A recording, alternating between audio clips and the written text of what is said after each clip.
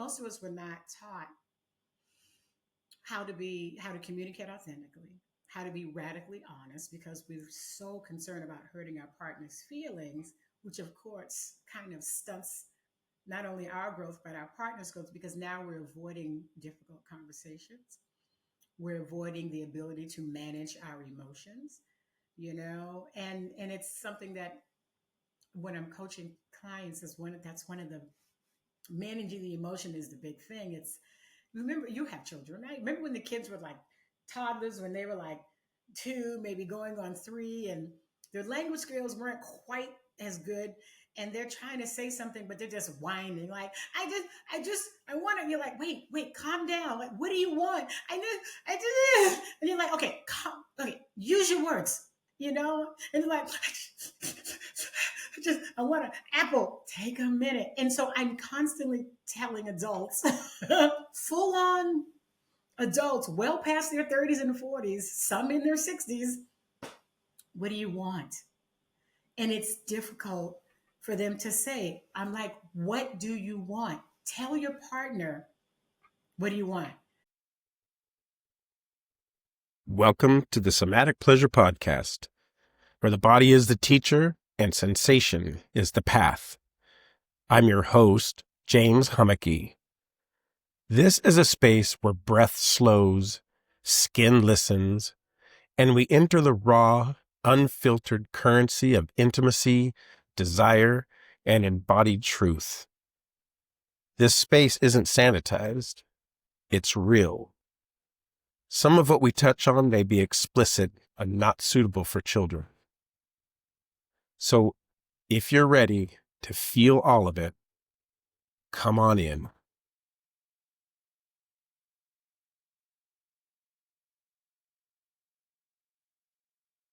Hey, everybody. Welcome back to the Somatic Pleasure Podcast. And today, I think I'm just going to put this in front of everything when I'm interviewing somebody.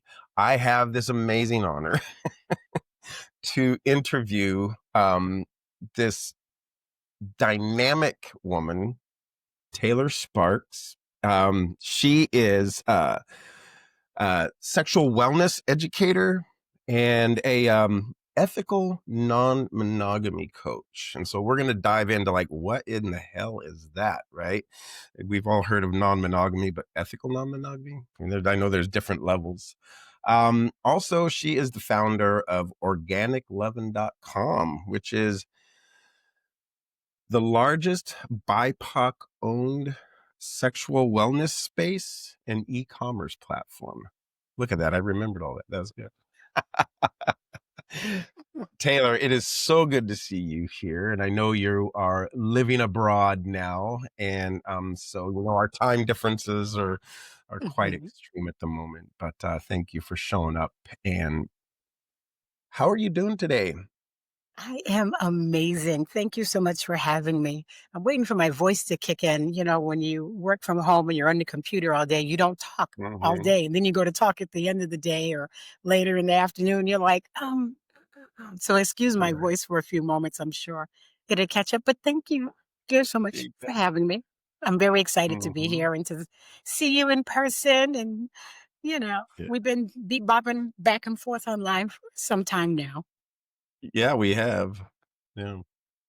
And it's just to be able to sit down and actually dig into your story a little bit. And, so what is the origin story of Organic Leaven? What the heck does that mean anyway? Oh, wow. Organic Leaven. Well, we specialize in improving adult sexual health and wellness through our organic intimate body products, body safe sex toys, sex positive books, including my own,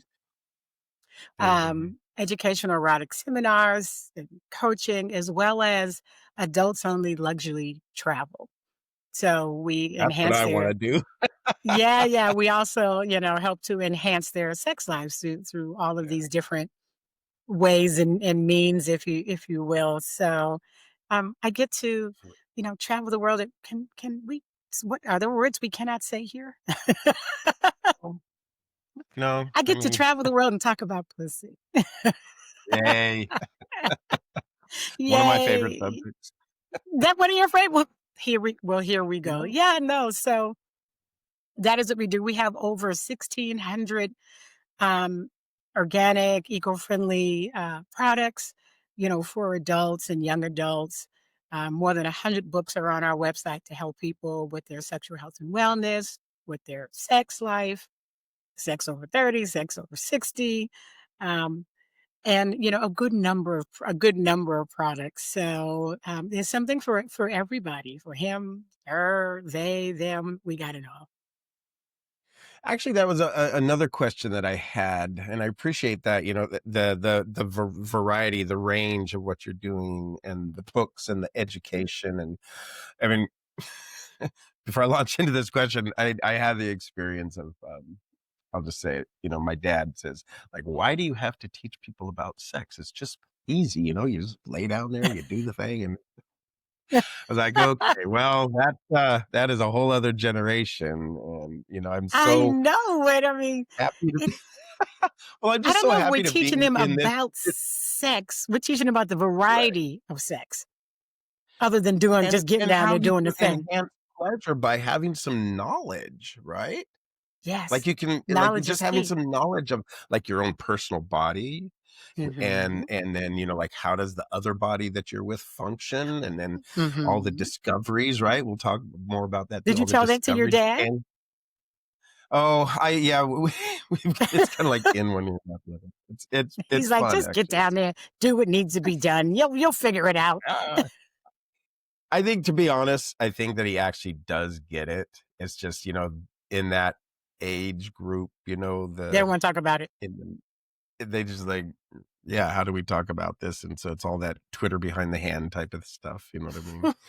But I wanted to ask you, like, how do you choose, what is your ethical filter in your products that you present or that you represent in the pleasure tools? Like, how do you so go about choosing that? yeah, I look for products that do not contain chemicals. Mhm. I look for toys that are made of, or wellness products that are made of body safe materials. I also look for companies that do not test on animals. And That'd be a um, good. and sometimes I've actually had to call the companies because I go to their website. Even though I work through my distributors, initially when I first started, I would go to the website of these companies and say, "Hey, I'd like to carry your products," and eventually I found distributors that I could use for ordering, drop shipping, and ordering and having the products when I was carrying products on hand. Um, and sometimes, a product would come, across my desk, so to speak, but, our email, like, hey, we'd love Mhm. for you to carry our products. And I would look on the site and they wouldn't list everything. I'm like, I know there's more in this. And I would literally call the company and go, hi, what's in this? Oh, we don't test on animals. There's no glycerin. We're vegan. I know, but what's in it? Oh, and there's no sucrose. There's no gluten. I know, but what's in it? Mhm. And then, Mhm. I have to push them to give me the full disclosure because just like with regular products, even that you use around the house, there's what they call greenwashing, right? It's a term that people use who Right. use, yeah. And so that happens also in the intimate body space. A line recently came out and they were like, oh, we're vegan. We don't test on animals.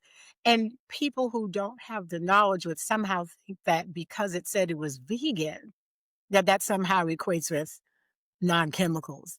And that's, or organic. I mean, it's like, poison ivy is organic, but you don't want to put it in your butt. It's just like, Right. and it's Oh, natural, right? well, Poison ivy is I've all got some natural, but you're not camping going stories for you, by the way. and yeah, you're not going to put it. So just because it has the Yeah, label yeah. natural or vegan or doesn't test on animals, you still have to read the label and see exactly what's in it. We don't carry any products that like silicone lubricant because silicone should not be in the vagina or the butt. In my opinion, Mm, mhm, it is mhm. not a healthy product. And people are like, yeah, but it lasts. I'm like, oh my God, how long does it take to, re-up lube? It's not good. It's hard to wash off. It is just, I do not believe it's a healthy product. There are many things like glycerin, sucrose, glucose, propylene glycol, which is the cousin to antifreeze. It's not Oh, antifreeze, yeah. but it's the cousin Right. to antifreeze. And you find it in so many things because its purpose in the market is it makes wet things slippery. So you'll find it in toothpaste and shampoo and facial wash and hair conditioner and hair gel and dog food and cat food and things you clean the counters with and your body wash and soap and it's extremely drying to the vaginal tissues, you Yeah. know. So, but it's in a lot of lube. It's in a lot of lube, and it's really not Wow. good. You know what? I never knew that. I mean, I've, you know, read some labels and whatnot. I hate to say that, I haven't like dove in this deeply Dove to figure in, this out. dive. Dove in, dived in, You need to deep, dive in. but anyway, Seriously, either. yeah, exactly. And, I tend, to move toward water-based products really, like, Yeah. But even the water-based I products don't have know if that in that's, it. yeah. It's Well, in you're water-based making, product. It's in everything. It's in so many things. As adults, we use, I think, about 150, 162 different ingredients on our body every day. Women more than men because because we wear makeup, right? Those of us who wear makeup. Um, the, just if you just look at the ingredients, everything you put on your body every day, right? Starting with your soap, your toothpaste, your mouthwash. If you shave, your shaving cream, the moisturizer you put on after that, shampoo, your deodorant, your body products, what you put on your feet, what you put so that every day, and only up to 60% of what you put on the skin is absorbed, right? So not everything is absorbed into the skin because if it was, then you drown every time you took a shower, right? But up to 60% of what you put on is absorbed, and we don't keep everything, of course, because the skin is porous. We sweat, we poop, we pee, and so a lot of it does come out, but there's something that's called bioaccumulation. So if right, you think about over the right. course of your lifetime, every day, hundreds of ingredients, 50s of ingredients, we keep just a smidgen of it, and it's some Mhm. ingredients accumulate in the body over time. So it's And I mean, I know that this isn't the topic of this particular podcast, but at the same time, Mhm. this could be a whole another podcast just talking about the Yeah. safety of products, Yeah, oh, yeah. and how that relates to, adult toys and personal pleasure products and what we use when we're Mhm. playing. So this is read the labels, find out what you're putting in your body. I'm And just telling you, use vegan condoms. Your standard vegan condoms are tested on. condoms. Yes, it's not a lettuce wrap. You can't eat it. But vegan condoms are Oh boy. vegan vegan condoms. They are a natural latex condom. Um, Hmm. their difference is they come from a sustainable rubber tree, so they were grown without chemicals. They're not tested on animals because your standard condoms are tested on horses and sheep. I don't know if you knew that. They Damn don't it. they don't use rabbits because their dicks are too little and they come too fast. They can't quite get the research, but the but the it's I just not have good. visions of gerbils, old movies. Yeah, but Okay. the vegan condoms are they're triple washed, so they don't taste like a rubber tire because you guys love to rip the condom off and go, here, suck that. I'm like, I don't want to suck it. Put it in your mouth. Suck that. It tastes like a rubber tire. And then we suck it, and then we taste like a, and then you don't Oh. want to kiss us. So, Hmm. they're just they're safer. Even the lube on it is natural. So yeah. See, we've already learned like so much, right? This is such valuable information. And just, at the end of this, we're going to be given a code where people can go Yes. on your site and buy products and they can get a pretty substantial discount. So stay tuned. Yes. It's coming.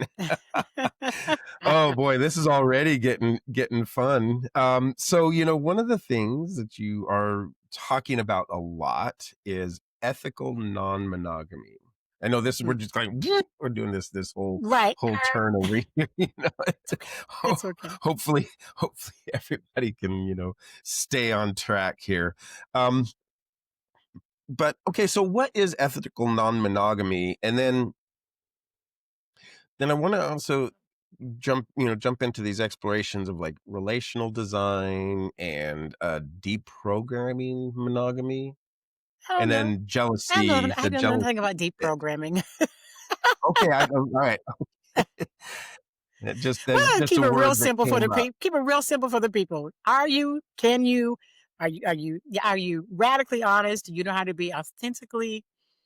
Can you communicate authentically? These are some of the challenges managing one's emotion, but ethical non-monogamy in which is an umbrella term. We can talk about the terms if you'd like.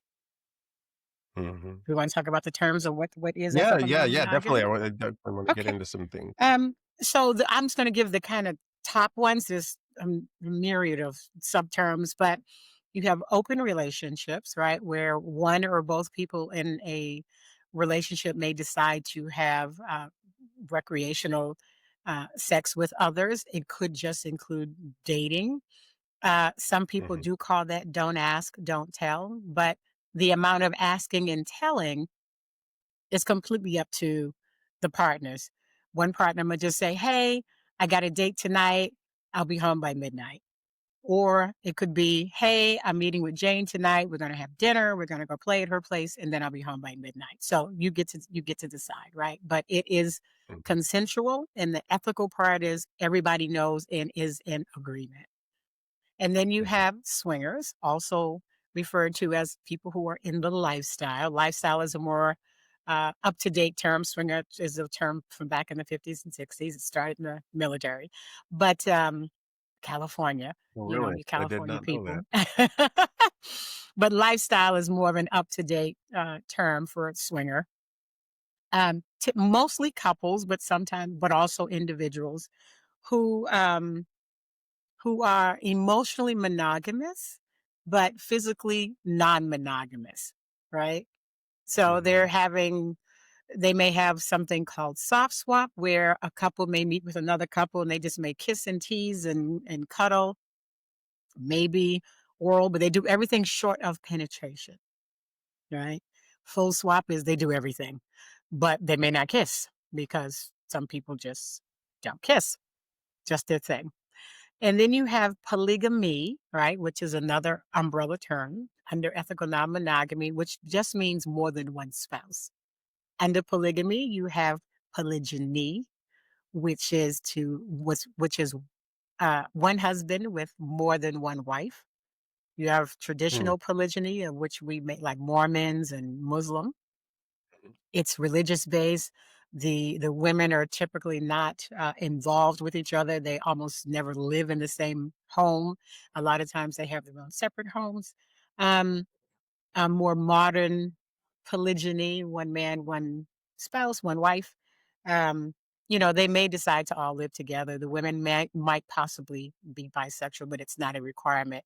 But in order to be polygynous, you must be legally married to at least one of the partners. If you are not legally married, then you are polyamorous. You're not polygynous. Okay. Then there is polyandry, which is my preferred, which is one wife, more than one husband, which Mm. has been around as long as polygyny, although not as widely known. But even to this day, there are places in China, Nepal, Africa, South America that it still exists where a woman has more than one husband. In Nepal, Mm. they have something called polyandry, excuse me, fraternal polyandry, where a woman will marry brothers, not her brothers, other men, Right. right?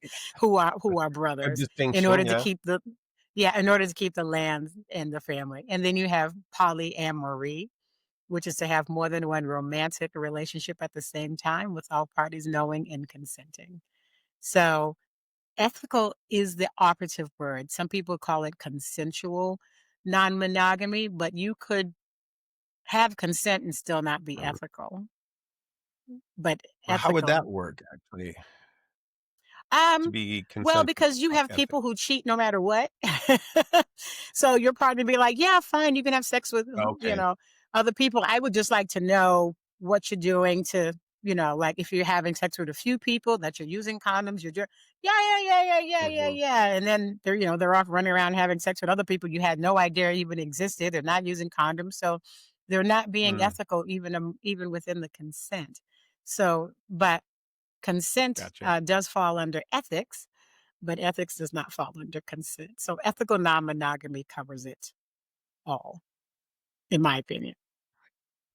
I mean, that sounds sometimes a little complicated. And this is the question that I get quite often when people talk about, ask me about non monogamy or polyamory, these kinds of things. Um, is that it just seems so complicated. How do you keep all the relationships? I mean, just one on one is enough with the communication and, the emotional states and yada, yada. So, Mhm.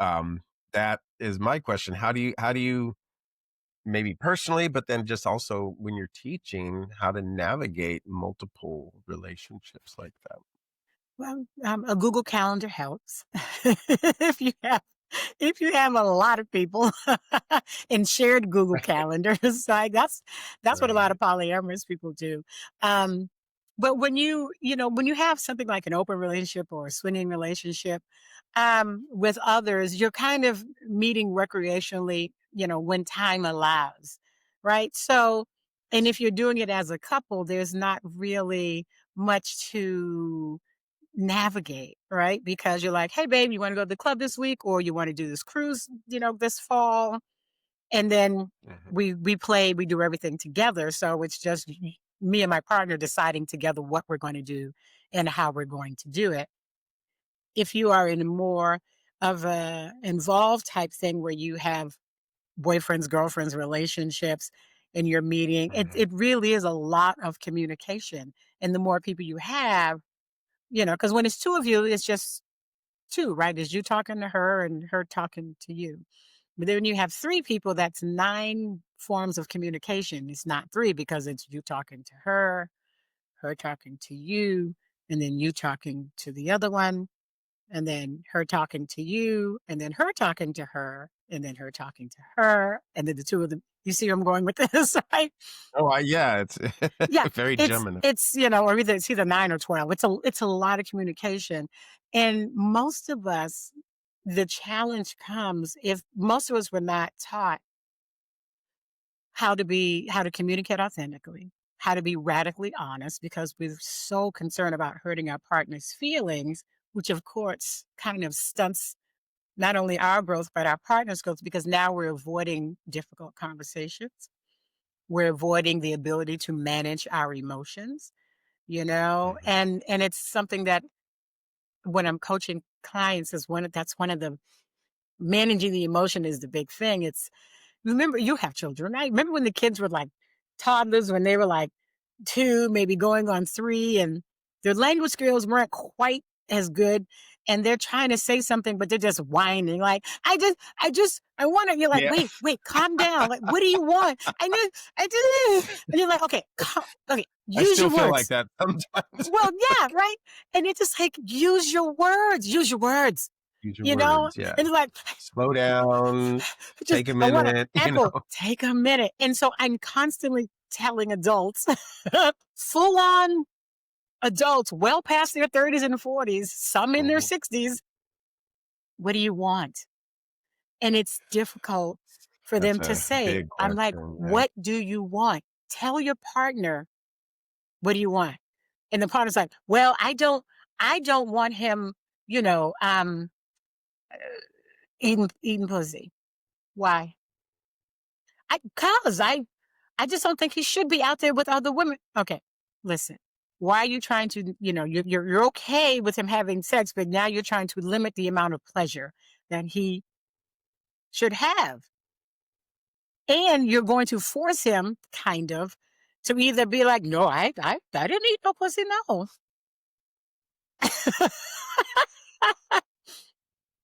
And then you have the husband and it works both ways, right? I'm just, Mhm. Oh, some yeah, people who play absolutely. separately, right? And then you have the husband going, well, I mean, no, I mean, I don't have to, I don't have to eat pussy. I'm like, but do you enjoy eating pussy? Well, I mean, I enjoy eating her pussy. That wasn't the question. Do you enjoy Right. eating pussy? Well, yeah. So then why do you not want to eat pussy with the other woman? Well, I'm just saying, I don't, no, no, no, no. I know what you're trying not to do here, you see, but Yeah. then you're Yeah. going to go and eat the pussy, and then you have to come home and lie about what. Just say you want to do it. They're not going to melt into a puddle if they This tell is you. this is so important, Taylor, because the dynamic that you're describing, you know, when we are moving from a certain kind of mindset, which, in our world at this point, the monogamous one-on-one kind of mindset is the dominant mindset, right?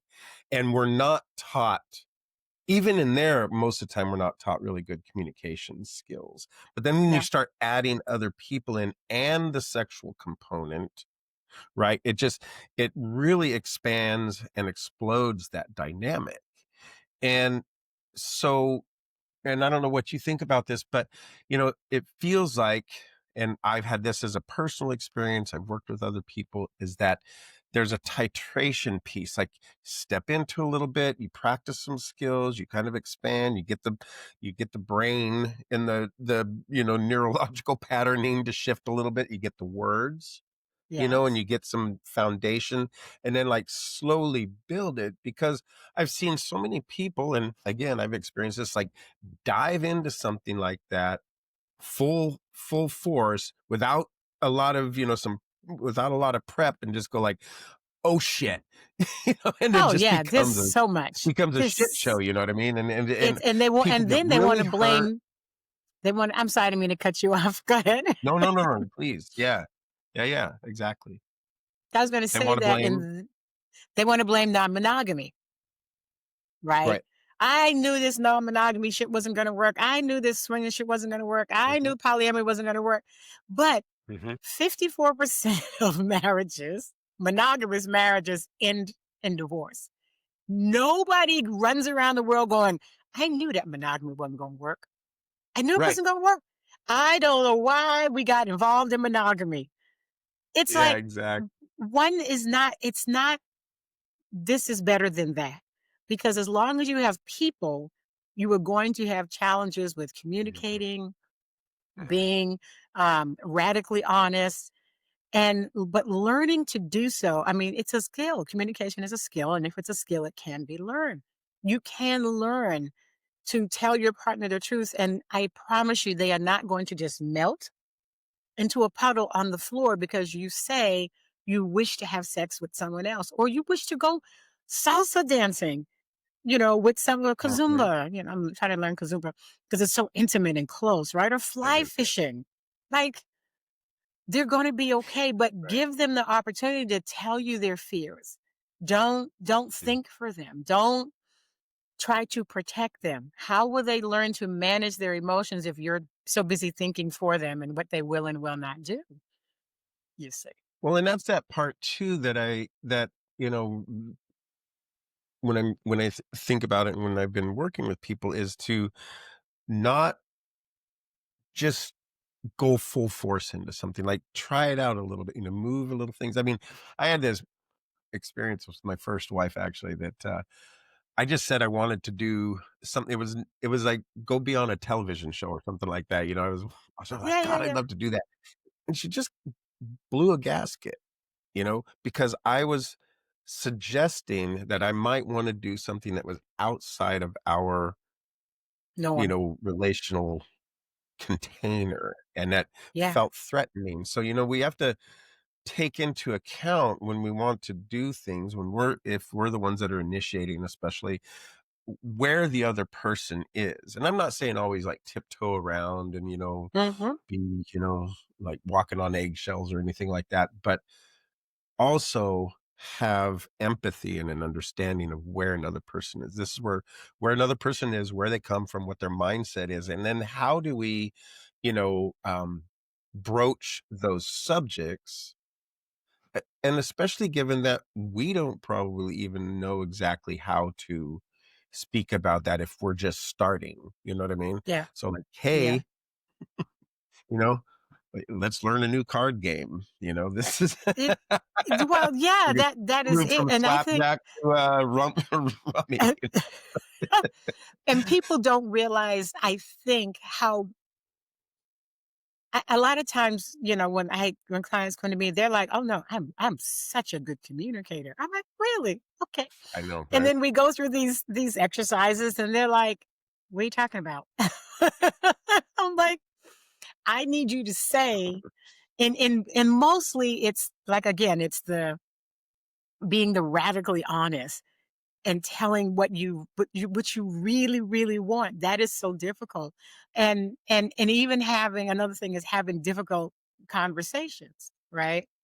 When you Right. want to do something and your partner doesn't want to do something, how do you have that conversation, especially when that partner is feeling threatened and they're telling you? Not only are they feeling threatened, they're like, this is going to break us, Hmm. and so now the other partner starts to hold back any real communication because they're afraid they're going to lose the whole relationship. So Well, it's walk us through a little bit of that, those that difficult conversation because you have I want to say, formula. what am I looking for? You have a formula, a Yeah. So container from that. the and that this formula, this was developed by the sex educator Reed Mahalico, I think that's how you pronounce his name. And so I tell people, the formula, you want to kind of preface it, right? You want to start the conversation. I had someone on Facebook the other day say they were really upset about something and they didn't know how to approach it. And someone said, well, send them a text. Never, ever, ever, ever, ever, ever, ever, ever send a text for a conversation that can be emotional, because text has no body language and it has no tone. Right, 55% of how Mhm. we communicate is body language. 38% is tone, and only 7% is words. And text, all you have is words. So never do it by text. So you preface it. And I always say, having a conversation in the morning is the best time to have a difficult conversation or a meaningful conversation, not on the Mhm. way out the door to work, maybe Saturday or Sunday morning over breakfast or a cup of coffee. And you start with telling your partner um, that you have some things on your mind that you wanted to discuss. And and you have been thinking about it and you just wanted to, share some things with them. Nothing's wrong, you can kind of give them that. And so you let me see if I can get this right. Hold on. Um, so you have the thing that you want to tell them that's difficult, right? Let's say I Mhm. want to I want I want to not use condoms with my new boyfriend, right? And you guys have a strict not using condom things, Mhm. right? And so you have the thing that you need to tell them, but you're going to start with the thing that what you're afraid to tell them. So you have what you're afraid to Right. say. Then you have you. Try to remember all this right quick. What you're afraid to say. Um, Good Lord, I'm drawing a blank. Hey, bear with me one And then second. My whole day is hold on. Wait. You have what you're afraid to say. Sorry, guys. And then so you're not gonna say that part. And then you're gonna tell them why you're afraid to say it. And then you're gonna tell them what you hope will happen after you say what you're afraid to say. So if the thing is, I'm afraid to say that I want to not use condoms with my new partner, I'm going to start with what I'm afraid of. So I'm going to say, James, listen, some things have been on my mind, and I'm afraid that when I tell you that, you will be really upset. You will not respect me anymore. You might even want to break up with me once I tell you this. But I'm hoping Mm. that when I tell you that you will really understand my position on this, that this will strengthen our relationship because I'm coming forward to you before anything has ever transpired. And I hope this will make our relationship stronger because I'm learning to be a better communicator. And the thing that I've been afraid to tell you is I would like to not use condoms with Bob moving Mhm. forward. We've both been tested. We're both okay. We'd like to make our relationship more intimate. So again, the thing you're afraid to say, which is number one. Number two is why you're afraid to say it. And then number three is what you hope will happen after you've said the thing that you've been afraid to Right. say. So the thing that you've been afraid to say, the number one, when you're talking to that person, you're going to say that last. You're going to use number two and then number three, right? So the thing that you've been Okay. afraid to say is number one. The number one is the thing you've been afraid to say. Number two is why you've been afraid to say it. And number three is the request, which you hope will happen after you have said the thing that you've been afraid to say. Well, and It took a it minute to get seems out of my like head. well, and also, I think through that kind of formulation where you're not just like, "Hey, I wanna do this. What do you think?" But you're going like, I'm afraid I'm gonna have this conversation and I'm afraid. And I'm Yeah. also afraid that, I'm gonna lose this, me and Yeah. you. And, and this is where I'm at with that. To me, it gives a lot more respect to the other person, and it's a lot more honest. It's like it's not just like, hey, this is what I want to do, and you just need to accept it, which is, where a lot a Exactly. lot of conversations, but in that same conversation, right? Um, obviously it's going to be really helpful if the other partner already understands the language and the communication process and can can um mirror from the other side. Oh, I hear you saying this, Hmm. I understand that, and of course I still respect you, and these are my feelings about it, right? Yeah. This is how It would be I helpful if they could, but not required. Um, Mhm. because I Right. think using the formula makes it very clear, right? I'm afraid, Mhm. I have tension, I'm concerned about the things that's been on my mind. But I'm Mhm. really hopeful that, we'll still be able to move forward. We'll still stay together. We'll, whatever the request is, it could be request that we're not going to be together no more, whatever it is. And yes, True. it's always great if both parties learn, which is why I really do try to coach couples. If there is a couple, try to have them both come to the table so that I could, help them hear each other's point of Mhm. view, Mhm. and also let each other know that their points are valid. Right. When somebody is like, listen, this is the life I want to lead. I want to be non-monogamous. I don't want to spend the rest of my life or whatever years I have left or the next 40 years being monogamous. This is what I want. And the other partner's like, no, I don't want that. No, yeah, absolutely, right. Right. So then if you got one that's like, no, I don't want that. So now what happens, right? Because it's not Mhm. about you just get to do any damn thing you want just because you want to do it as a grown ass person without taking your partner into consideration. But your Mhm. partner also has to understand that you, in monogamy, we tend to throw the baby out with the bathwater, right? If you and I are in a relationship and we have, eight things that we have eight things that we're aligned with, but there are two things, and maybe they're two important things that we're not aligned with. Most of the time in monogamy, like, well, listen, you can't do this thing, then I'm done. And then throughout the whole relationship. And Right. in ethical non monogamy, especially in polyamory, but in ethical non monogamy, it's like if you have 8 out of 10 things and all those boxes are checked, do those things together. And those other two things, don't do them together anymore. Find somebody else to do them with.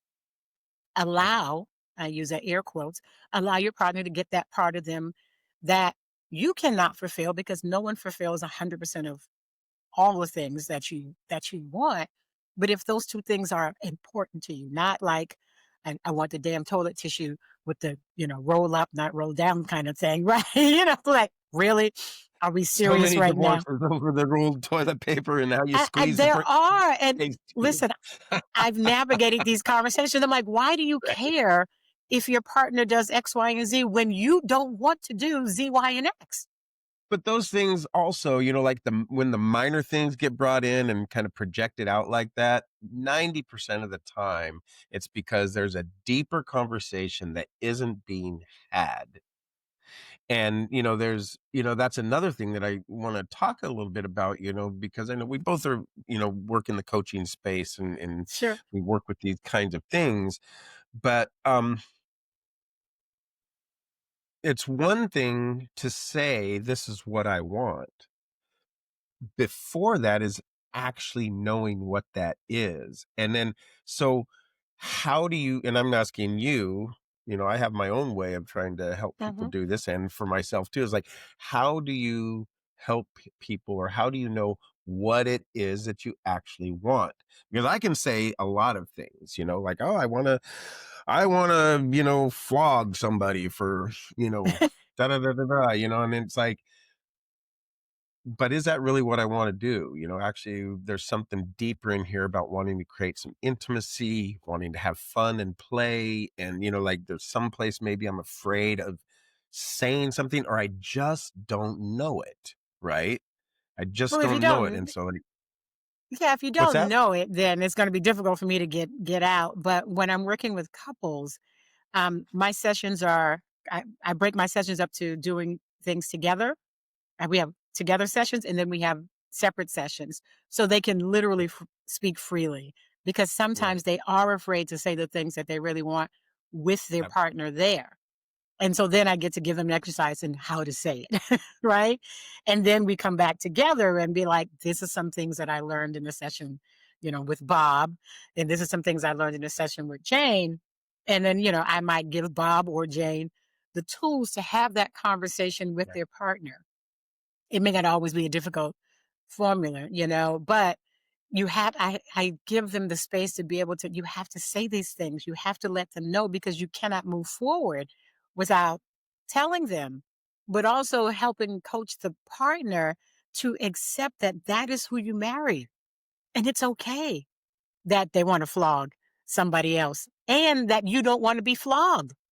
Right. So why do you care they Exactly. want to flog somebody else if you don't want to be flogged? Why are you like, no, you can't flog anybody else, but you don't want to be flogged? Like, Hmm. who says my partner's not allowed to flog anybody else? Because Right. so Well, this it, brings up another thing too that you talk a lot mm, about, is jealousy, and how to, yeah. how to use that energy and shift that energy. And you have a jealousy game plan. At least that's what I read. Oh God, the jealousy game. So the jealousy game plan is interesting, which came from another sex educator, and I've used these other people's tools in Sure, sure, intertwined sure. with mine with permission. And because they were doing that over there, I'm like, yeah, but I'm going to use that over here. Do you mind? I did a whole workshop around someone, Exactly. Kitty Chambliss's book. And it, yeah, so the jealousy game plan is finding out where the jealousy comes from, right? Hmm. Is it coming, and helping them understand the difference between envy and jealousy, because people intertwine that Right. a lot, right? And then finding out, is this an insecurity thing? And if it's an insecurity thing, because jealousy is like, we're afraid we're going to lose something that is already ours, whereas envy is Hmm. wanting what somebody else has, right? So if we're Hmm. so afraid of losing it, then it's trying to figure out why, digging deep to find out why. And then once we find out why, then we work on the part of the plan is, how do we control that emotion? So that could be using self-soothing techniques, right? You really got to Hmm. tune into your body, because you can feel it, coming up. Don't do not only do you not do things yourself that would trigger you, like going through your partner's phone, seeing his messages, and then you go off the deep end because they're texting other people that they're texting, okay? But because you're jealous, so you have to control yourself. And then saying to the partner, don't do things to trigger him or her, to make them more jealous, right? Because you alone are responsible for your own emotions. Right. It's not that thing over there that makes you jealous. It's not the outside thing. It's you get internally triggered, and now you have to manage that emotion. And it's not easy for some people. It's really can be challenging. So I give them self-soothing techniques. I give them a mantra, something simple like, I can stand this. I can stand to know that I'm not the only person they love. I could stand to know that they're on a date. I could stand to see them kissing. What do you say to yourself? Maybe you have to remove yourself from the space. If you're like at a party and you feel it, it's that fight or flight. It comes up in the belly. You can feel it coming. She, Mhm. babe, I'll be right back. I'm just going to go get a drink. No, no, no. I'm good. And you let your partner know when I tell you I'm going to get a drink, don't come after me. I need space to breathe. You just stay there because I know it's not you, it's me. Right. Mhm. And maybe you need, babe, I'm going to go get a drink and a glass of water. Can I get you guys anything? I'll be back. Right. You go to the bathroom and you put some water in your neck. You're like, I'm okay. I can do this. You got to do what you got to do sometimes. And this is Absolutely. why even in the swinger community, why some partners play separately because they find it difficult to enjoy the person they're with because they keep looking over there at their partner and then they get triggered. And then, for men, they go, and for women, they dry up. So then it just becomes not a good thing. So Right. they've learned to do it separately. So That whole thing, right? Like, well, they don't do that to me. We yeah, don't do yeah, that. What the hell? right. So for That the was like a partner, and then when you talk yeah. about taking time, I always say, in the partnership, you can't move faster than the slowest person, right? Just because you're ready to Yeah. get in there and do these things, it doesn't mean your partner's ready. So you might have to slow down. But on the other side of that, the partner who's not ready does not get permission to hold their cards to their chest for a year or two. I'm not ready. I'm not ready. I'm not ready. Like, no, at some point, you're going to have to deal with that emotion and you're going to be okay. You're not going to just melt into a puddle. I have a quick question for you. Would you be against seeing this podcast reach more people who could really benefit from it?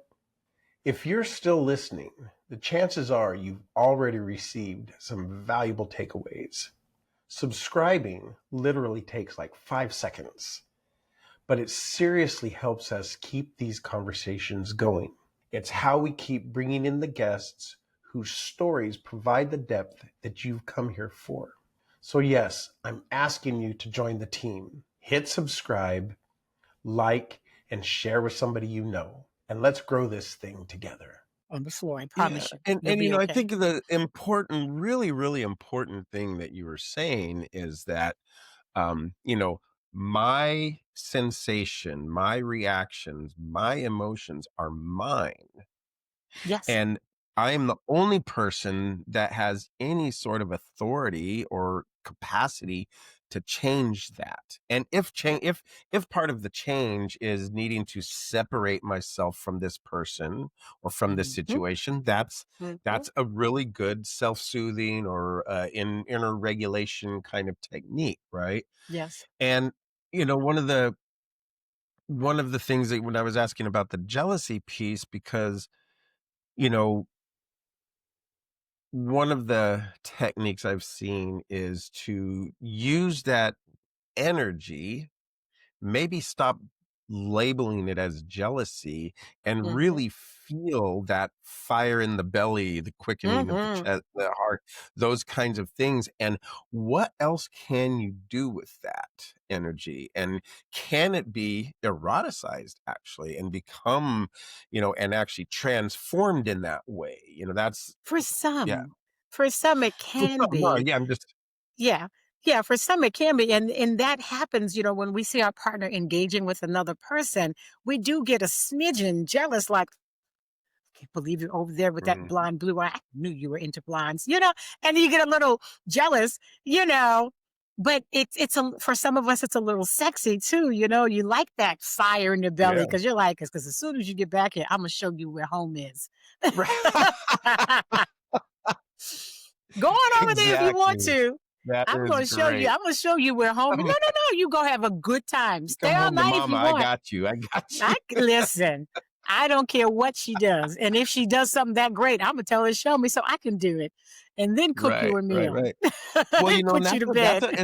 it's a foundational, uh, um, technique, I guess you could call it, in like the whole kink and BDSM world is taking those, quote, and negative emotions, negative sensations, what we would label as, and Sure. shifting them into, erotic Energy. play.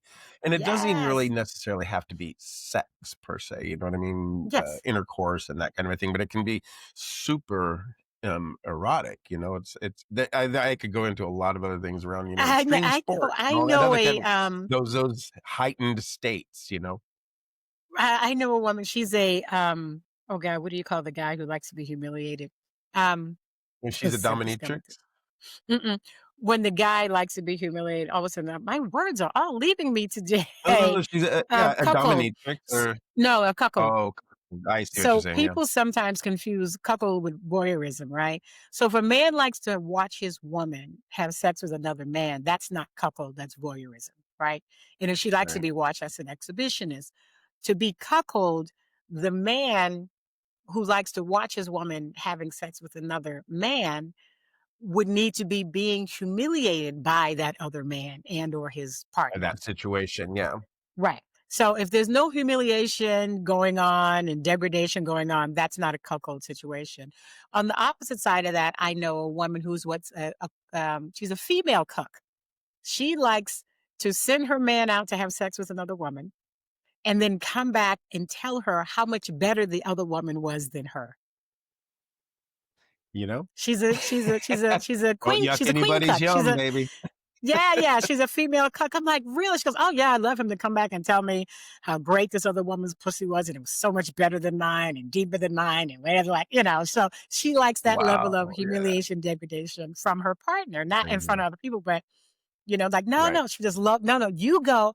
I'll be here when you get back, and she wants to hear all the deep details and what happened and how it happened, and then the humiliation part. Did Yeah. she say what it makes her like? What is the reactions in her body? What it makes her feel like? Did she talk about Oh, that at it's all? just orgasm after orgasm, the degradation and humiliation for her. Yeah, That it's so it raises that it raises it. Yeah, it's very yeah. sexy Wow. for her. Yeah, so she doesn't want to like play with other couples. She wants to.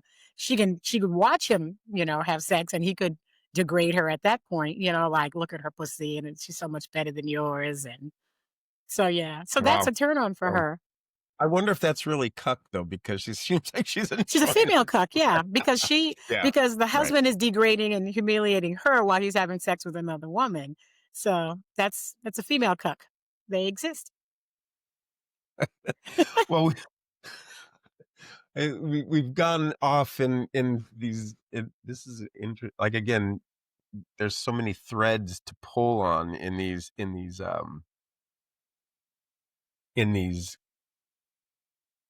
little conversations, right? I mean, there's so many juicy pieces that we can We like the juices. go on, but I want to kind of come back to the ethical non-monogamy and talking Yes. about like the agreements, like what makes a workable agreement.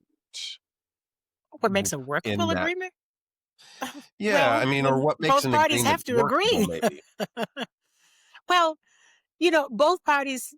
So you have, people who tolerate shit, right? We don't want to be tolerating what our partner is doing, right? Mhm. And then you have agreements, right? I agree that you can do this and then I will do that. Which is also fine to come to an agreement of what you both have decided you will or will not do, right? Mhm. And it may be something you can do this, I'm not doing it, but I agree that's okay if you do it. It doesn't bother me. Better than agreement is acceptance, right? Learning to accept your partner for who they are. And so whether that is, they're polyamorous, bisexual, transsexual, learning to accept them is where we want to get beyond agreement. Because when you accept them for who they are and how they wish to live their life and how they want to live their life with you, it is even better than an agreement. Agreement is the minimum, is what we want. We don't want to be tolerating because toleration never lasts. Every time you get triggered, you'll be fighting whatever thing you said, Fine, do that. I don't care. See if I fine, do that. That's tolerating. That is not a healthy place to be. The bare Right. minimum, we want to come to an agreement. That really falls down to, what do you want? What do you want? I cannot And tell them what they want. They have to decide for themselves. So one of the things about agreements, right, is like they're clear, Mhm. they're measurable, and they're revisable. Yeah. I mean, that Okay, just sure. pulling pulling that out, Yes. right? And then is there a place in there for um like mechanisms for repair when things get off the rails, or aftercare, when somebody's feeling triggered or something? Do you what do you tell people about that kind of stuff? When, oh, well, there seems to be a whole lot of apologies going on when things go off the That's not rails. always good, but yeah, I Well, understand no, that. because I find that if you were constantly apologizing, then somewhere along the line, you have not told the truth from the beginning. Right. And you have decided to not take your partner into consideration, to not have regard for your partner's feelings, and you decide to go on and do what you want to do anyway. And now you're just here to own up to the punishment and go like, well, I thought, and it all literally goes back to, what is it that you didn't say that you wanted to say? What were Beautiful. you Yeah. afraid? Why did you do this instead of this, when either we had an agreement or you withheld information from me? What was it that you were afraid to say? Because you would rather have take this brunt of punishment. You didn't, and wow, how come, and why not? Now you have to come, with your heart in your hand. I'm sorry, I didn't. So I try, if that happens more than once or twice within our sessions, because I tend to do 6-week sessions, then it really boils down to, you're not being radically honest. You're not telling the truth, because you shouldn't be off the rails. You should not keep going off the rails, because if you keep going off the Mhm. rails, you're not telling the truth, in my So opinion. when there's that break, what I'm hearing is that, it's a process of kind of rewinding things back to that point where somebody wasn't telling the truth of some Yeah. sort, whatever that is. Like, Yeah. we had this agreement, then something for me changed and I didn't say Right. anything about And it. it's Or okay even at the to have beginning, the I didn't really change. say everything that was with This is that. what happened, and it's okay to have it. Let's say you have an agreement that you're going to take a break from the lifestyle, for 2 weeks, 30 days, 6 months, whatever. Mhm. And during that time, you've agreed that you're not going to talk to these external people, right? But within a couple of weeks, you start talking to the external people again, and then your partner finds out Mhm. some kind of way, and now you're confronted, and now you're like, yeah, but see, I had to talk to them because I needed to, check on the fact that they were. No, you did not. And if you did Mhm. have to, like there was something that came up that oh shit, I forgot to mention before the break, then why didn't you say to your partner, I know we had this agreement that we weren't going to talk, and I need to reach out to such and so just to make it clarify something else until we come back from the break. Why not? Why didn't you just do that part? Right. And Yeah. again, that's that fear. Well, because I did, like, no, stop backpedaling. So it all goes back to, why are you not saying what it is you want to do or don't want to do or want to say or don't want to say? Because you wouldn't be off the rails again if you had just said, Right. It's a process though, don't you think, Taylor? I mean, it's a process oh, yeah. to, get to that level of maturity and Hmm. being a grown ass adult, Being a grown to and put on your big girl pumps and your big boy poop shoes, and let's. exactly, like put a But little tie think on about here. it. I'm gonna suit up and show up, and that's it. Suit up I and mean, show up. and the thing too is that, again, it doesn't feel like in our culture, not just in America, but I mean in the world, that for the most part, are we given those kind of skills No, early on? I mean, there no, used to be like the things you learned in kindergarten, the most important things you learned in where you learn we to, didn't learn like it. you Be- share and you speak no, nicely and da da da. we learn But then when it protect comes, ourselves. what's that? We learn to protect ourselves in We kindergarten do or and we in don't, first. We we learned in kindergarten to protect ourselves. Did you take that crayon? No, ma'am. right? Did you take Right. the crayon? No, ma'am. Exactly. Tell me the truth. I didn't do it. Who did it? Bob. Hey, do you have something against Bob? You've said that a few times. No, Bob is my favorite I because it's know. such a short name. I love Bob. Yeah, but it's. You're 16 years old. Your curfew is 11 p.m. You get home at midnight. You know you're supposed to be home at midnight. What happened? My phone died. I was going to call because you're going to get in trouble. So self-protection is a human thing. We're going to protect ourselves Absolutely. first. Absolutely. Well, and that's that part too. Like again, and I really feel like there's not enough understanding about the development of those protective patterns as young as children or even young adults, where we do learn how, and our nervous system is actually geared towards keeping us safe. I mean, Mm. and so we put on these, we find ways of staying safe in whatever situation we're in, whether it's like this horrendously traumatic situation or just something a little more benign like stealing crayons or something. And it just feels like there's not a lot of learning around how to deal with that. And then when you throw in on top like religious shame and Oh gosh. repressed sexuality and that's not good, don't touch yourself, you shouldn't have those desires, all those kinds of things, then Mhm. we have these layers and layers and layers of stuff, so that when we do reach adulthood, and I'm not saying when that is, that could be for some of us at 60, but we don't have those skills. And so then we want to jump into something like this, like a non-monogamous situation, or, this, I desire to try and experiment and those kinds of things. And we just don't have the skill. And so, it's important for people like you, and I really feel like the work I do too is to help For sure. give people those skills to communicate so we can have a more loving, caring, empathetic, and fun and pleasure-filled life. That's, the way I'm You're seeing it. 100% correct. And helping people, for me, I'd say a lot, I'm not here to make your decisions for you, right? I'm not here to tell you what to do. I'm just here to support the decisions that you make. That's it. Mhm. I'm not teaching anyone how to be ethically non-monogamous, right? That's not a skill set.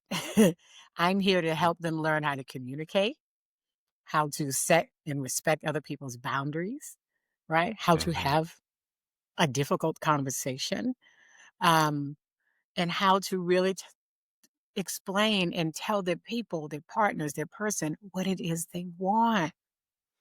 And I keep saying that because people just don't. I mean, even when we're children, they're like, "Mom, why is that lady fat?" Shh, don't say that. Don't call people fat. That's not nice. You know? And so when your partner comes to you and says, "I love you to the end of this earth, but the sex between us just isn't that great any longer." Actually, it hasn't really been that great for a long time. And I don't want to keep, I want to stay married. I love everything else that we have, but our sex. But I don't want to not be married to you. I just want to have sex with other people. We're Right. not even matched sexually, right? My libido's here, your libido's here. And and I'm using sex. It could be something like salsa dancing or fly fishing, right? I'm just using sex. Um, my libido's here and your libido's here. Now, yes, every now and again you can raise up to try to meet my energy, but you can't stay there because that's not who you are, right? And Yeah. it's not a matter of unwilling, it's a matter of unable. And then you have people who are like, okay, I'm going to ask for less so I could not be so bothersome, but I can't maintain staying down here. So I go back to my set point, my norm, because it's not a matter of unwilling, it's a matter of unable. And so finding, really discovering who our partners are they unwilling to do some things that you really want, or are they just unable? Because when you find out they're unable, then you can stop this. You just don't want to see me happy, and you just like, no, that's not it. We're two completely different individuals, and we can make adjustments, but no one should be sacrificing for their partner. You should not sacrifice yourself, you know, but you can accept who they are and maintain a marriage that has or a relationship that has all the elements that you want, or the majority, but these one or two things, they're going to get them from somewhere else. And, ethical non-monogamy is not new. It's new to some of us because we have the internet now, but it's been around since millennium. And, monogamy came along with not just Christianity, but, the Romans were the ones that really kind of melded monogamy with religion, because they were trying to figure out a way, how do we keep track of the inheritance, right? If you have 3, 4, 5 wives and 6, 7, 8, 9 different children, and then you die, because this is, because we were communal for hundreds of thousands of years. Everybody just lived together, and there was no monogamy. But as we formed cities and started owning property and businesses, we had to have a way to keep track. The Romans had to have a way to keep track of the inheritance. So they pushed this one man, one woman, one forever thing and melded it with the church and said, because it was so easy to keep track of, if you only have one wife, I don't care how many concubines you have, but if you have, or mistresses, but you have one wife, when you die, her and that lineage of children, that's who gets the property. And this is not me making it up. You can Google the history of marriage. You can see that this has existed forever. So it wasn't even in the Bible itself. There is nothing in the Bible that says monogamy must be. When people say, no, no, no, no, because it says, you shall not covet thy neighbor's wife. Well, that's with reference to property, because your wife was your property. So you cannot have property. It had nothing to do with relationship. There are several men in the Bible who had hundreds of wives and hundreds of concubines, and nowhere in the Bible were they condemned, in the Old Testament or the New Testament. So this is not new whatsoever. This is another whole podcast, I can tell you right now. Religion and ethical non-monogamy. Yeah, there Boy. are. I'm going to be doing I went to the Bible and I got all the different notations, and I'm like, I'm going to do a whole, talk on it, for my YouTube channel, because it's important, because people want to constantly point to, well, that's not what the Bible says. And nowhere in the Bible, not the Christian Bible, not the Jewish Bible, not the Quran, not the Muslim Bible, none of them, and the Quran, of course, states a man can have, 4 wives as long as he treats them fairly and can afford 4 wives. So, right. Well, there you go. Yeah, you got to be, that was the one thing, which is different than, modern, polygyny. People ain't got no money and they want all these wives. Like, you don't have enough money for us. Right, exactly. Well, and then moving it and, going from the other way, and one woman having a multiple men or multiple husbands, then that changes the dynamic quite a bit. And then you have the whole thing is like, why do men earn more than women? And that's like this whole, so it's multifaceted and multi-layered as to where we are at this point, for sure, and how it can change, Yes. and then all the structures around it, in our own minds and our perceptions, the stories that we're telling, which is why I wrote the book. I wrote the book, An African American Guide to Ethical Non Monogamy, even though anyone can read it. It's, there's only a few chapters that's specific to African Americans. But as an African American growing up in the United States, slavery did, more than just, the craziness that happened. But when we were brought over here to the United States, most of us, women were married young age, 15, 16. Some of us were already married. Some of us already had children. We were in these communities, and polygyny and polyandry was already accepted. And then we get to the United States, and then we're being bred, right? We have no real marriage. We're considered animals. We're not, couldn't read Mhm. about it because we weren't allowed to read. And then sometimes, like the husband, you might have been allowed, to partner with someone as long as, it was your master's will. That was even in the vows, right? You could be together at the will of your master. That was in the vows. But let's say if you were, the African man at that time, and you had a skill, let's say you had a skill of being a blacksmith, he could farm you out to the plantation 5 miles away, which I had no idea where that was, for a year or two, right?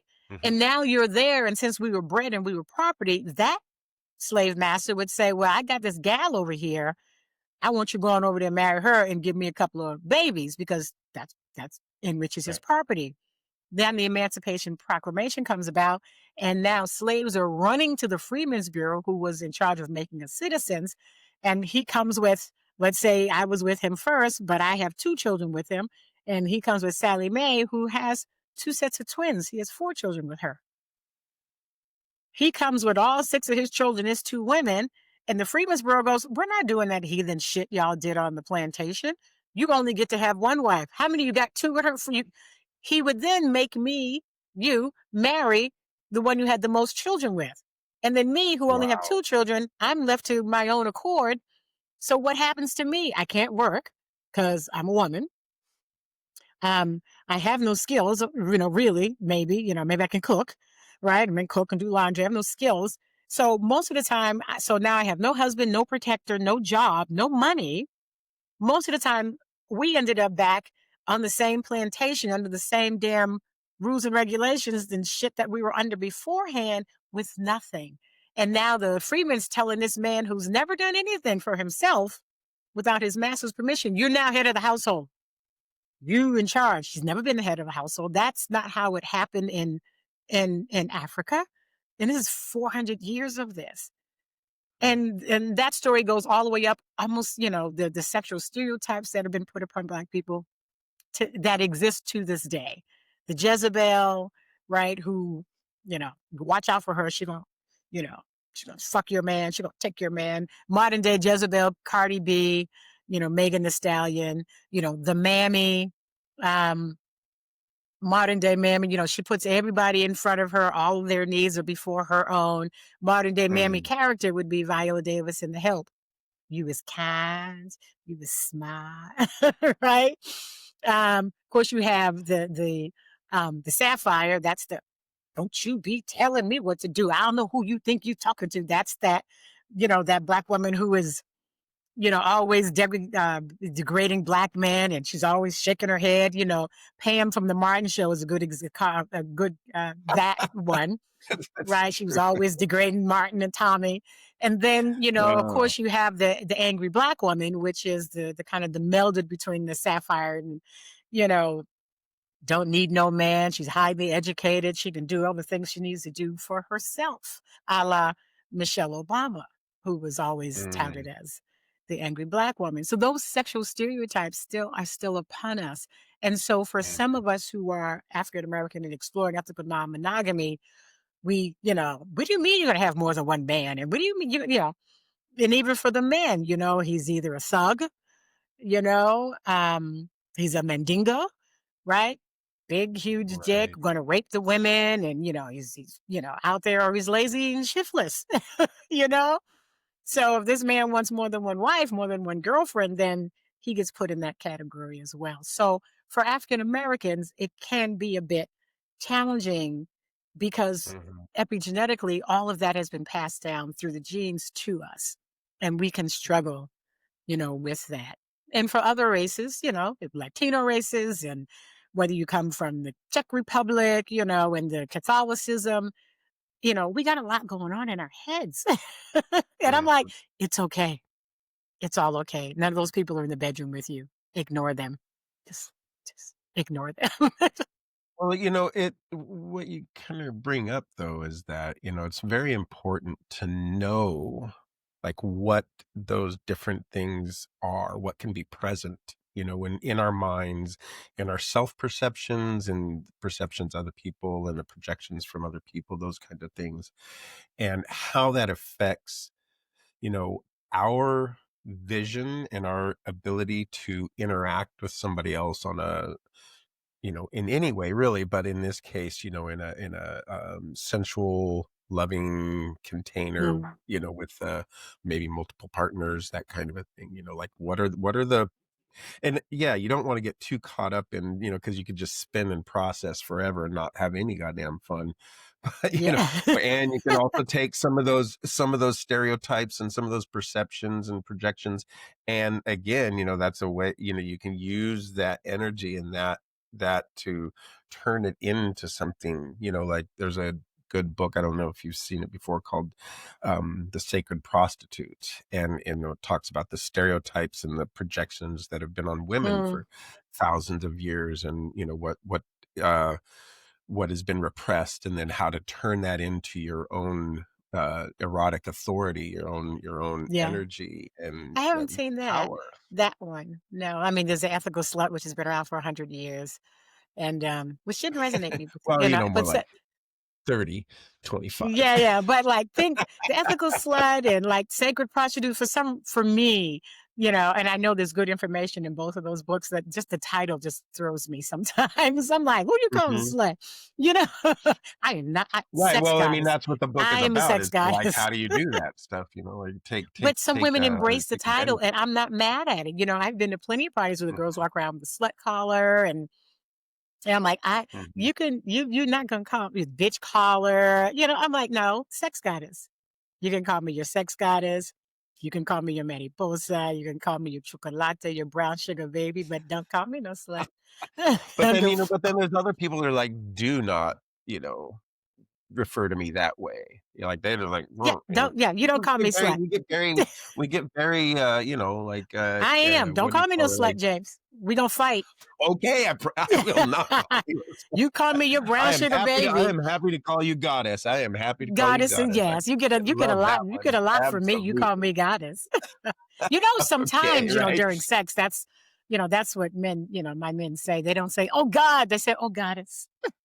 That's I Yeah, it took me a while to be able to like shift that in my mind. And not because I was, like against calling somebody a goddess, but like it seemed it seemed presumptuous and like Oh gosh, entitled, yes. and Like I'm like, someone's, what yeah, and so, but that was a perception, right? There was just of old course. stuff that was laying in my head, and then it took a while to like, like, yeah, Do you know the yeah, definition of a oh sex yeah, goddess? I like that. Do you know the definition of a sex goddess? No, go ahead, tell me. Okay. All right. So a sex goddess is a woman who enjoys everything there is about sex, even the things that she may not indulge in. She's just Hmm. happy that you indulge in it if that's your thing. But it also, a sex goddess is a woman that considers sex healing on both the giving and on the receiving side. So I'm I'm all about sex, and but even the thing is, I'm like, no, I don't do that. But listen, I can help. I can find somebody for you. Hmm. You should be able to Right. have whatever you want, with regards to sex. I'm totally happy to be your wing woman, but it may not be me, but I can help you get it. Just, Let me you introduce know, you to my little friend here.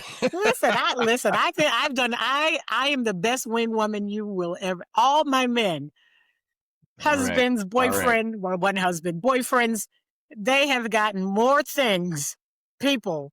And then, to have a woman that owns a sex toy company, listen, they're like, Yeah. what's Yeah. new? Oh, yeah, let's try that. Order that. Let's do that. They've got Well, more women of mine, and I've introduced women to them because I'm like, I want them happy as their yeah. goddess and fulfilled.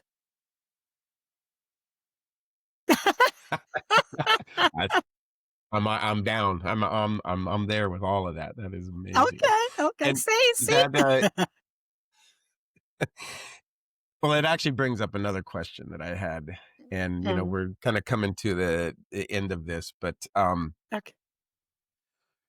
What is a loving or explicit moment? What is a real life scene um, where a small technique changed everything for you? Whether it For was me, like, yeah, oh, this is a being personal bitten. question. Oh, okay. I was with a new partner for a long weekend, and he bit me from like shoulders to ankles, like for 4 days. Oh, And I wow. was like, oh my God, I never even knew I liked to be bitten or I like to bite. And then I came home and I said to my husband, bite me. He goes, I'm not biting you. I'm like, no, it's so, I'm not biting you. Fine. I'm going to Florida next week. Going to get bitten. Wow. But That's yeah, I great. never knew. And actually, I taught a seminar, not that, where was I?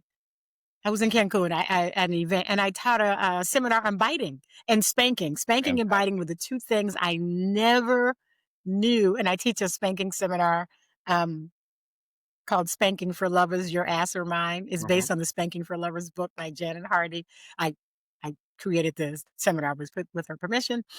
But yeah, I teach where to spank, where not to spank, and the kidneys and all the different hand movements and like, but what about the flogger? That's called flogging. I got a paddle. That's called paddling. I got a whip. Called whipping. Spanking, just hands. But how you can add in things like, you know, naughty things to say in the ears and, what to look out for the body movements and yeah, little hair Yeah. pulling, maybe some biting. Well, that's biting and that's hair pulling.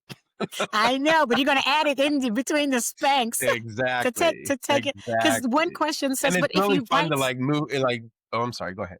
Go ahead. no, I was gonna say the question I get about biting is like, well, how hard do you bite? How do you Right. know how hard is it? You bite until you get the ouch. That's it. Just keep biting down till you get the ouch, and they You're go, taking me ow, ow, down some ow. pathways here. Okay. I mean, my personal technique is to vary things up, like everything from like little nips all the way into like, depending on where the person is and what they like, just You that. can't nip me.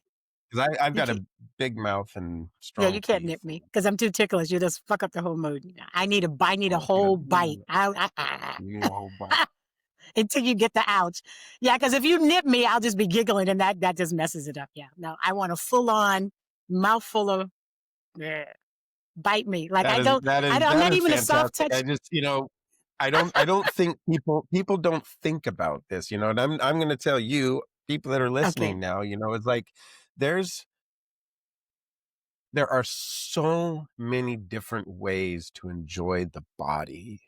And this body has so many nerve endings and Yeah. different kinds of senses, not just the eyes, ears, nose, mouth, fingers, but like you have interoception and heartbeat, and you have this, Mm, the balance and proprioception. You got all these different ways of feeling that aren't even cognitive sometimes. And when you play in these little areas, whether it's a little tickling or biting or using some kind of a toy, you just open up this Pandora's box of yes. sensation, enjoyment, and pleasure. And it's just like can be fucking mind blowing. And it doesn't even have to be anything particularly kinky or hard Right. or Right. painful. It can be Right. feathers, it's just, but man, That's get too out there ticklish. and, I'm not a soft touch and girl. experiment with that. Feathers, like I'm not a soft touch girl. Like feathers, like no. Right. Yeah. You can't even do this. But I Like know people hold that are. me. I know people that are that they I can't have, know. everything has to be like super soft and super slow, I but know. the We don't expansion date. is the same for them, you know what I mean? It's like, yeah, We it's don't date. great. James, I don't date. So so Taylor, I think we could Yes. run this one out for a couple of hours easy, but we're gonna actually start pulling it down here. Yes, And let's pull but it what down.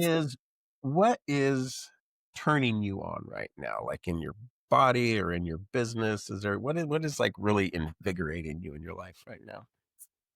Oh, well, the coaching lady, because I've been coaching forever. It's always been at the events, right? So only this past year have I really started, honing in on people specifically. And I Hmm. would say that it's not so much as a turn on as it is, oh my God, I can really help them. Because, in my 25-year marriage, we were 12 years ethically monogamous, 13 years ethically non monogamous, right? And then on top of that, personally, we transitioned from open, and then we did several years of swinging, and then I did, several years of polyamory, which, and I'm all of that still. And so when I see people who are struggling, I'm like, I've been there, I understand, and I had no one to talk to. I had a few people, but I've transitioned through these things and still have successful relationships. And so it just, I just want to know I can help them get through this struggle and that they don't have to do this by themselves. Because Yeah. when I was going through and not so much jealousy, we neither one of us, my husband and I, neither one of us are really that jealous, but we had a moment here and there. Um, but just trying to understand what do you want and how to communicate. Mhm. And it helps that I was a corporate trainer for several years and I can bring that skill over to um, this this coaching. That is really what I want, to just help as many Mm. people as possible and let them know there's nothing wrong with you and you are totally okay. And and you're good. You're okay. And this is okay to be this way. Okay. Well, if Yeah. you could, yeah, I mean, if you could leave the listeners with one small practice, people that are either thinking about going into non-monogamy or that are there and maybe having some troubles, do you have like a suggestion? I use your words. Use your words. Tell the truth. Use your words. Your partner will be okay. You'll feel better if you do. Don't hide, you know. Use your words. And I mean, they can contact me. I mean, I do like a free 20-minute clarity call just to help people get a little clarity. It's free. You can find me on Organic Loving and book a time at any time or loven.com. But I meet people and they're just struggling by themselves. I'm like, you don't have to. Mhm. I can help you You get don't have. beyond this and help your partner have a better understanding of who you are now. You don't need to get divorced. You don't need to stop loving each other because you decided to love differently. Love should be Mhm. expansive, not Mm. Right. smothered. So And you work with that's couples as well, yeah? couples, individuals, thruples, Mm. quads. Yeah, Okay. Everything everything. People. I work with people. you do. Yeah. Nice. Well, how are people going to find you? You already mentioned the organiclovin.com, Everywhere on social media. LOVEN. Yeah. Yeah. Mhm. Is it all loven.com. That website, TikTok, Instagram. There's a lot of content on my YouTube channel, which is also under Organic Lovin', where you can Hmm. hear how I feel about things and how ways to say things. And if you can look up the difficult conversation formula, it is said much clearer there than I said it here. And you can write it down. So yeah, and reach out Yeah. to me. Let me know how I can support you in your transition, either into or through. Because some people are transitioning like from swinging to polyamory or from polyamory to swinging. Some people are already in the lifestyle and they hit a bump here and there. And I can support them with that. Well, it's been just a real pleasure to Oh, talk to you thank, and to thank you. hear the depth of your understanding and your knowledge and wisdom in this Thank you area, so and much. actually in a lot of other areas too. That's one of the reasons why I do these podcasts, is to personally get to know people on a different Mm. level, on a deeper level, and then also to be able to present somebody like you and your amazing work to Ah, hopefully a wide thank you. audience. So thank you for being on here, and yeah, maybe we can do this again sometime I soon. I would think I there's a lot would be more. honored. I would be honored. Anytime you want me, you just let me know. Oh, I will. All right, my goddess, Taylor Sparks. thank you again so much. Thank And you. until the next time, I'll see you. Yes. Yes.